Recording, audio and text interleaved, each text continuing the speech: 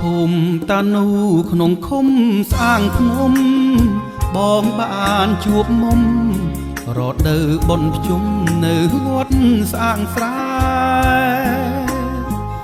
បងមើលមានស្នេហ៍ចងចិត្តនៅក្បែរ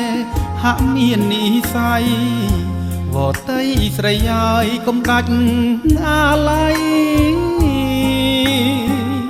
ស្នាមញញឹមអូនដូចផ្កាប្រលិតរៀមលោមស្នេហ៍ពិតណែបនិតស្នេហាជីវ៉ាពេកក្រៃបើសិនមិនបានខ្លួនប្រានសោកាអង្វរក៏និថាសូមអូនមេត្តាដល់ចិត្តរៀមបងណាក្លិនផ្កាកែសរស័តតាមខ្យល់បងនឹកនេះមុលចង់រួមសុខទុក្ខចង់បានគៀងកាយស្រស់ស្រីត្រានត្រើយសាងក្បូនជីវិតរួមរស់លើទ្រង់ស្រីសូមអូនវតីស្រីល្អជឿចោះបងស្នេហ៍ជាគូស្រឡាញ់តស៊ូទេវតាប្រទានបើសិនបងក្បត់ផិតចិត្តជីវិតនិស្ស័យស្នេហ៍ពិតសូមស្នេហ៍យើងស្និទ្ធរស័តតាមខ្យល់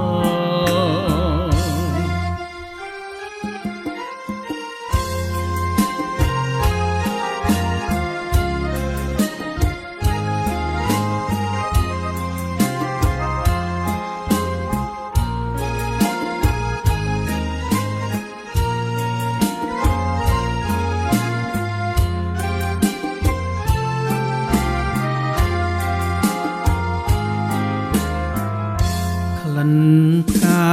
កែសរស័តតាមខ្យល់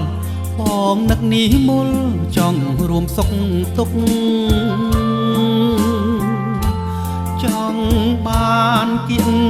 កាយស្រស់ស្រីត្រានត្រើយសាងក្បូនជីវិតរួមរស់លើទ្រង់ស្រីសូមអូនវតីស្រីល្អជឿចោះបងស្នេហ៍ជាគូស្រឡាញ់តស៊ូទេវតាប្រទាន